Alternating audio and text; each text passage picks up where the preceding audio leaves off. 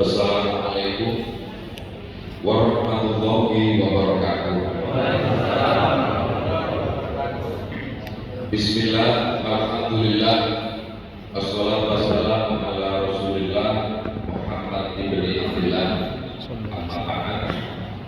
Yang saya hormati Bapak Camat Kecamatan Balikpapan Utara yang diwakili oleh Sekretaris Camat, Bapak Hadir yang saya hormati, tentu yang saya hormati sahabat lama saya Bapak Dr.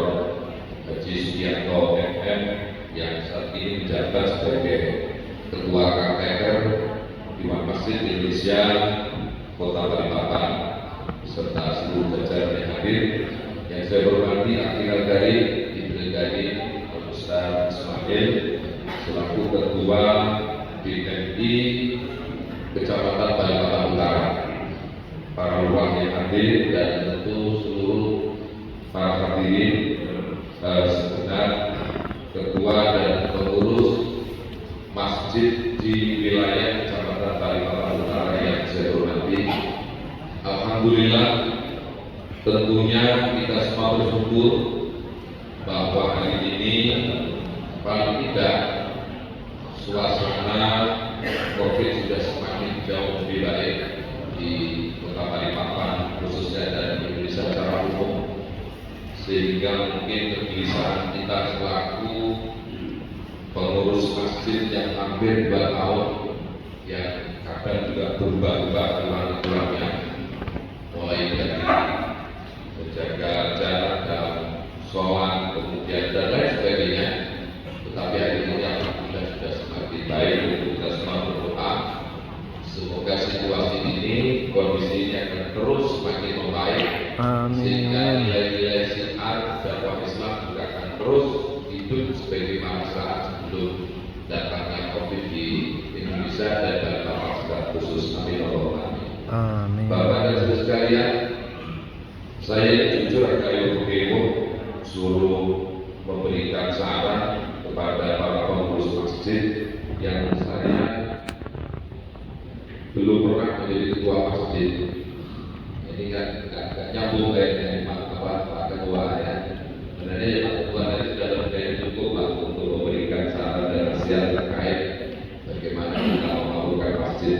Tetapi Bapak dan Ibu sekalian, tentu kita semua bersyukur karena tidak semua orang punya kapasitas, punya kemampuan dipilih oleh masyarakat, oleh lingkungan untuk bisa memegang amanah sebagai pengurus masjid. Dan ini tentu tidak gampang. Kenapa? Pengurus masjid itu kalau baik, kalau benar ya nggak ada yang fungsi, ya biasa-biasa saja ya kan. Namanya pengurus masjid. Tapi begitu salah sedikit saja, maka kadang urusan dari korban saja kalau nggak merata bisa geger hubungannya. Nah ini tentu merupakan satu keistimewaan. Maka jauh dari di Quran itu dikatakan orang yang bisa urus masjid itu sekurang-kurangnya pertama amanah billah, modal pokoknya dalam orang yang benar-benar iman kepada Allah. Kalau tidak, tentu tidak mungkin bisa urus masjid yang tidak ada Islam liburnya. Kalau Pak Camat, Pak Sekda, Pak Badir kenal hari Sabtu, hari Minggu, tapi kalau urus masjid tidak pernah kenal hari libur. 24 jam harus siap menjadi pelayan umat, dan tentu ini bukan pekerjaan yang gampang, yang mudah kalau bukan karena harapan untuk mengharap ridhonya Allah Subhanahu wa Ta'ala, itu tidak gampang. Kemudian yang kedua, itu juga dikatakan orang mengurus masjid itu ya, selain beriman, waqoma sholat, orang yang selalu mendirikan sholat. Kenapa? Selain sebagai bentuk identitas sholat bagi seorang muslim, sholat juga merupakan satu kekuatan bagi siapapun, termasuk para pemimpin, baik di lingkungan pemerintah, di lingkungan masyarakat, termasuk di lingkungan masjid khususnya. Tidak lucu kalau ketua pengurus masjid tidak pernah datang ke masjid kecuali hanya rapat saja.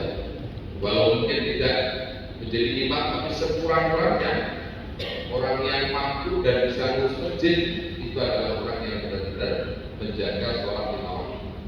Maka di Quran itu kalau bicara sholat, kalimatnya tidak pernah dengan pakai kata-kata yang aluna atau yang melakukan mengerjakan sholat, tapi dengan kalimat iqam atau yuqimuna. Artinya apa? Mendirikan sholat. Artinya mendirikan suatu kesatuan dari mulai secara hukumnya, termasuk aturan-aturan fikihnya, termasuk sholat yang benar-benar yang kemudian menghadirkan dalam hatinya. Kalau dalam bahasa Pak Haji Sugianto tadi itu iya karena dua iya karena selalu. Dengan sholat itu bagi kita ada kekuatan spiritual bahwa manusia itu ada keterbatasannya. Maka di dalam ritual sholat itu sekurang-kurangnya kalau menurut Bapak Imam Syafi'i, orang takbiratul ihram itu kan disunahkan mengangkat kedua tangannya. Walaupun tentu pandangan saja berbeda-beda. Tapi kalau mayoritas dalam Syafi'i itu suruh angkat kedua tangan. Tentu Pak Gandil kan paham sekali kalau filosofinya orang angkat kedua tangan itu sebagai bentuk kepasrahan, sebagai bentuk penyerangan, sebagai bentuk secara total bahwa orang itu benar-benar sudah menyerah. Kayak orang tinju itu kalau sudah angkat tangan kan berarti sudah menyerah. Sama halnya kita ketika sholat, kenapa kok diawali dengan mengangkat kedua tangan? Itu sebagai bentuk kepasrahan total kita bahwa hidup ini kalau ukurannya nalar kita, kalau hidup ini cuma diukur oleh akal kita, oleh kemampuan kita, tentu kita semua sesungguhnya tidak mampu. Bayangkan kalau kemudian kita di rumah saja itu sudah harus urusan dengan istri, urusan dengan anak-anak, keluar dari rumah ke kantor juga urusan dengan pimpinan, ngurusi anak buah, jam istirahat kemudian ke masjid masih ngurusi masjid. Tentu kemampuan kita itu sangat terbatas. Nah, oleh karenanya Islam itu memberikan solusi.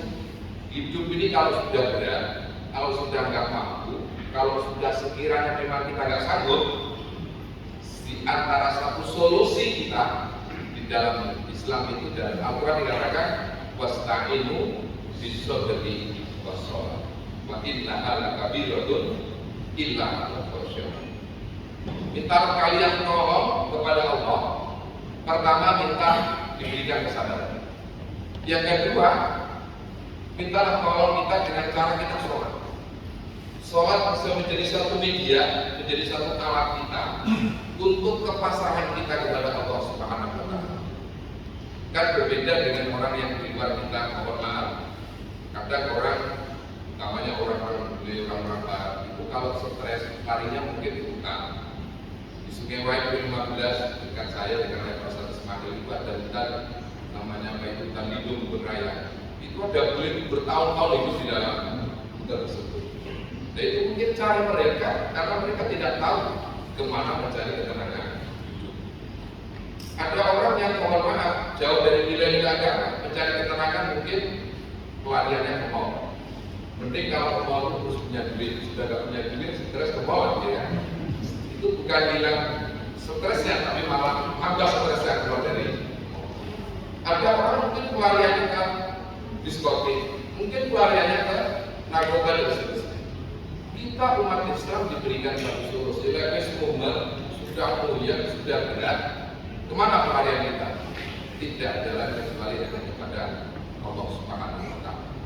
Maka sekurang-kurangnya dalam sehari semalam itu kan 17 kali dalam sholat kita ada rukun qauli yang wajib kita baca.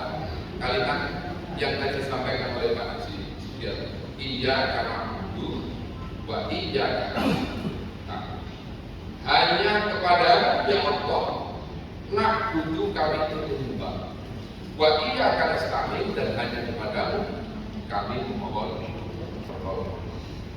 Orang kalau memang benar-benar sholat itu menjadi satu fasilitas, satu sarana bagi kita untuk mendekatkan diri kita kepada Allah dan sebagai bentuk kita kepasrahan total kepada Allah, insya Allah asarnya sholat ahli sujud, ada bekas-bekas sujud di dalam dirinya, akan terpanggul dalam perilaku keseharian. Insya Allah, tentunya kita sebagai pengurus masjid menjadi garda terdepan, ya, dari tadi Pak Sugianto untuk terus menjadi pilar dan menjadi garda terdepan di dalam rangka untuk menjaga ukhuwah, baik itu ukhuwah watoniyah, yaitu ukhuwah kebangsaan. Yang hari ini kan nilai-nilai ukhuwah kebangsaan sudah mulai tercapai. Budaya timur ini sudah semakin bergeser. Dulu orang-orang tua kita, orang pendahulu kita itu mengajarkan kita saling menghormati, kita saling menghargai, kita saling toleransi, dan kita saling asih dan asuh. Tapi belakangan ini, mohon maaf, nilai-nilai itu sudah semakin bergeser. Puncaknya ketika Pilpres, hanya gara-gara beda pilihan wakil pilihan presiden itu sudah hampir tercapai nilai-nilai ukhuwah kebangsaan. Walaupun mungkin kita ini orang-orang kecil, hanya bagian daripada korban sampai sesungguhnya. Yang itu mungkin juga dianggap karena perilaku elit politik itu sendiri. Tetapi bagi mereka kan pelaku politisi ini kan, bagi mereka filosofi untuk berpolitik kan tidak ada musuh sejati, tidak ada kawan sejati, yang ada kepentingan sejati. Nah, apesnya kita orang-orang kecil ini terbawa arus. Pilpresnya sudah hampir selesai, pilpresnya sudah lewat hampir 5 tahun yang lalu, tapi gontokan antar pendukung tidak selesai.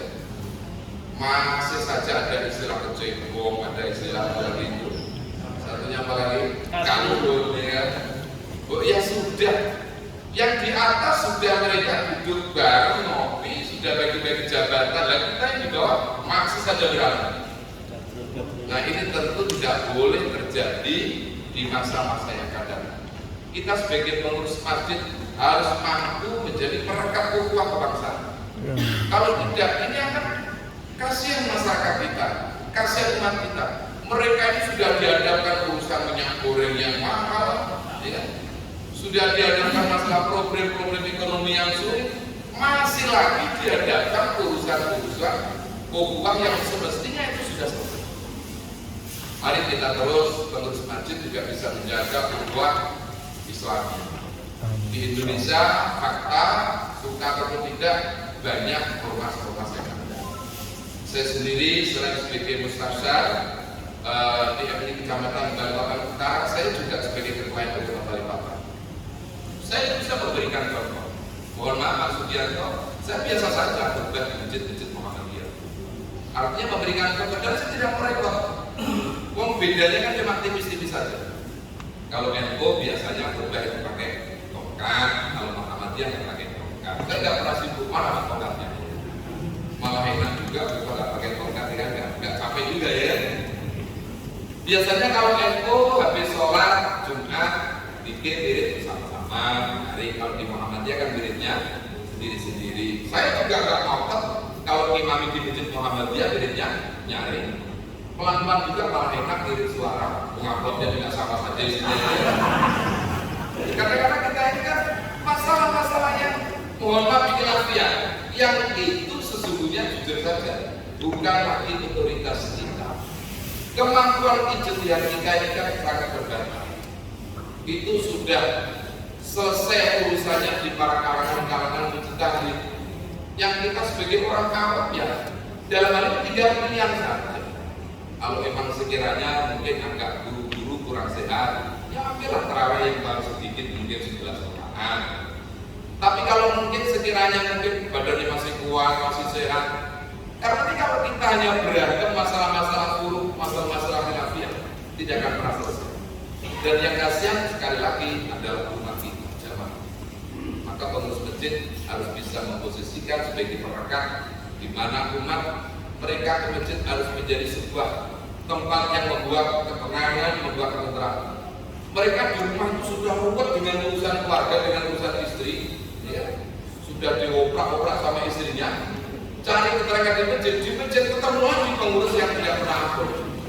Ribut saja ada urusan-urusan yang kadang-kadang sesungguhnya bisa diselesaikan dengan cara-cara yang nah ini barangkali yang mungkin ke depan terus kita kobarkan semangat ukhuwah kebangsaan kita, ukhuwah syariah kita, kemudian ukhuwah apa itu Islamnya. Jangan lagi lah urusan-urusan politik praktis itu masuk ke dalam masjid. Karena kalau sudah politik praktis masuk ke dalam masjid, alasannya kan dulu zaman Nabi itu masjid dijadikan apa? Sarana diskusi politik. Ya situasi kondisinya kan berbeda. Kalau dulu zaman Nabi itu kan cuma ada dua, Islam dan orang kafir, kan begitu. Tapi kalau hari ini Islam sendiri kita suka tindakan macam-macam. Partainya juga ada partai-partai Islam tidak ada disebut. Ormas Islam juga tidak ada, tidaknya satu. Kalau kemudian kita masih tetap ngotot membawa persoalan-persoalan politik praktis ke dalam masjid, saya khawatir ya masjid yang mestinya bisa menjadi rumah bagi seluruh umat Islam justru akan menjadi tempat di mana berantemnya antar sama umat Islam dalam satu masjid. Nah oleh karenanya mari ke depan terus kita kobarkan semangat ukhuwah kita jaga negeri ini, kita jaga bangsa ini. Indonesia itu sebuah negara yang sangat luar biasa, yang sangat diberkahi oleh Allah. Tinggal kewajiban kita untuk bersama-sama menjaga. Mungkin secara konsep kenegaraan ya bukan sebagai negara Islam, tapi nilai-nilai keagamaan semua ada di dalam negeri ini. Dari mulai hal yang paling kecil ya, termasuk haji umpamanya misalnya, tidak ada negara yang mengurusi warganya sampai jelimet sampai sedemikian rupa terkecuali negara kita Indonesia ini. Jauh sebelum diberangkatkan sudah ada manasik, sudah ada macam-macam kegiatan dalam rangka untuk mempersiapkan agar warga Indonesia yang melaksanakan ibadah haji benar-benar bisa melaksanakan haji dengan baik. Ketika umat Islam Indonesia yang kaya-kaya mau haji, mau mengeluarkan zakat, Indonesia, pemerintah Indonesia juga sudah memberikan ruang untuk menyalurkan zakat. Ada undang-undang masalah zakat, ada lahir badan-badan ambil zakat nasional atau basnas.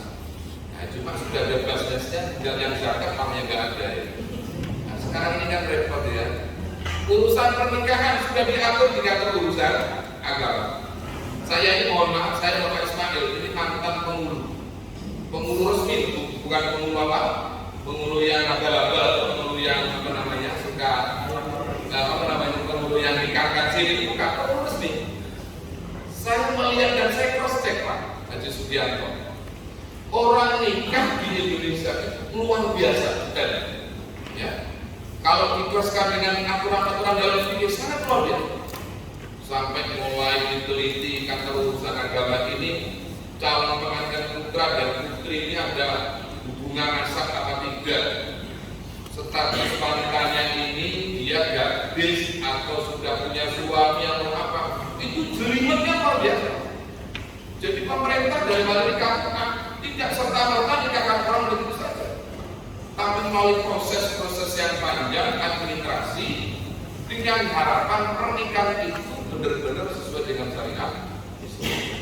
Bahkan mohon maaf, orang nikah siri itu kadang-kadang agak sembrono. Yang menikahkan juga sembrono, yang mau nikah lebih lagi sembrono. Kalau nggak sembrono ya nggak mungkin ya nikah. Makanya kalau orang ngomong nikah siri itu sah, saya bilang sah saja, asal sesuai dengan benar-benar standar syariat. Seringkali orang datang mohon dulu, sekarang sudah datang ya. Dulu seringkali saya diancam-ancam Pak Sugianto ya, Ustaz kalau sampai nggak mau nikahkan saya sudah nggak jadi dulu. Terus kenapa emangnya? Apa menjaga penanggung dosa kalau saya di sini? Saya bilang kan di sini kamu kok yang suruh menanggung dosa saya. Emangnya dari mana ya kan? Orang ditanya kenapa kau nikah siri? Macam-macam alasan. Saya khawatir jangan-jangan ya, jangan-jangan si wanita ini masih punya suami ya, belum ditalak, belum dicerai baik secara hukum negara atau hukum Islam.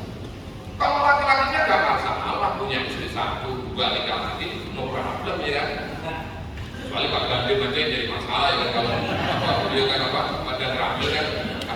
bangunan ya, kalau Pak Sugianto, banyak aman-aman saja itu bagus saja ya. Kalau perempuan itu masih punya status hukum tidak boleh. Nah, artinya apa? Pemerintah Indonesia, negara Indonesia itu sudah memberikan hak-haknya kepada warga Indonesia yang beragama Islam, mau nikah secara syar'i, mau haji, mau menyalurkan zakatnya, mau melaksanakan sholat. Coba Bapak, mohon maaf ya, kalau di negara-negara Islam sekalipun itu aturan dijalankan agama kan begitu jelimetnya. Di Indonesia itu masya Allah penggunaan pengeras suara baru ada wacana sedikit dan sudah gegernya minta ampun. Padahal kalau di negara Islam di Mekah misalnya penggunaan pengeras suara itu setahu saya ya, beberapa kali saya umroh haji itu hanya digunakan saat waktu masuk dan hanya saat ada. Di Indonesia kan bebas ya, setengah jam sebelum adzan itu sudah ada kaset. Kalau kaji dengan ulang ya kaset itu bisa setengah jam, kadang sampai 1 jam. Jadi umpama subuh itu jam 5:04, itu jam 4:04 sudah dinyalakan. Saya itu dalam hati saya, kalau saya nanti protes dan dikira anti Islam, kan ini juga kita ya. Pak dan Ramil itu kita juga sudah bicara, karena sudah menjadi tradisi dari orang-orang tertentu.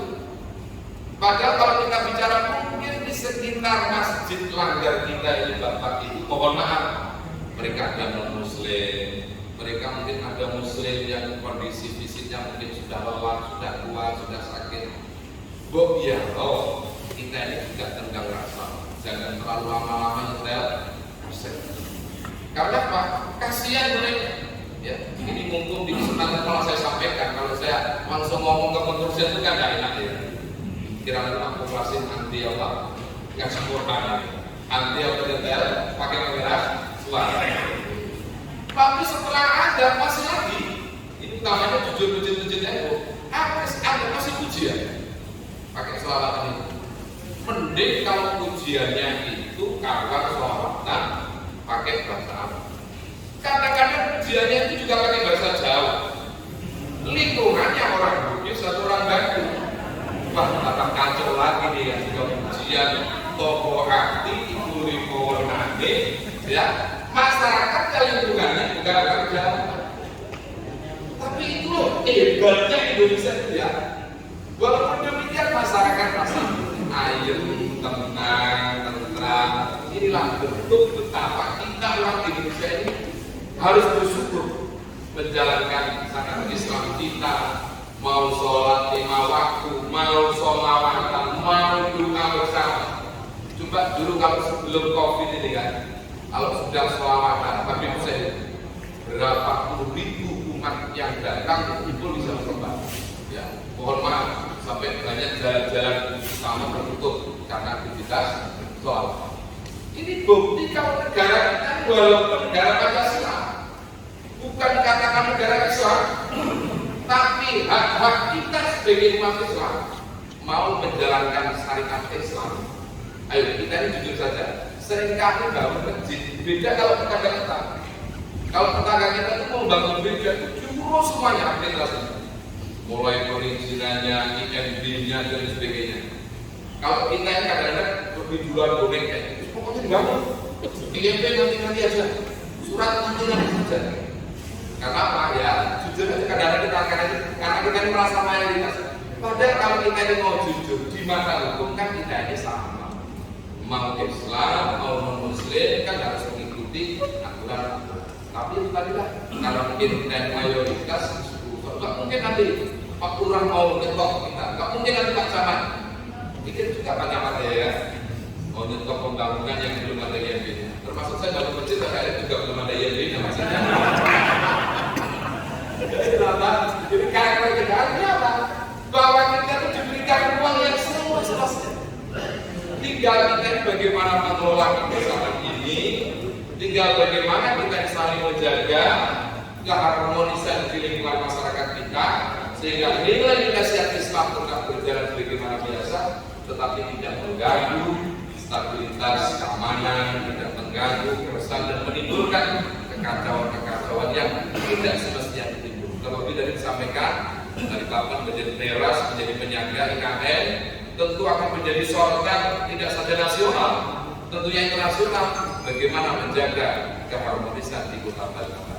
Saya kira Pengurus Masjid punya peran yang strategis untuk bersama-sama sinergi dengan pemerintah sesuai dengan tingkatan. Saya kira itu Pak Camat, Pak dan Ramil, Pak Dr. Haji Sugiarto yang saya hormati. Mohon maaf jika yang saya sampaikan kurang berkenan. Terima kasih atas perhatiannya. Assalamualaikum warahmatullahi wabarakatuh.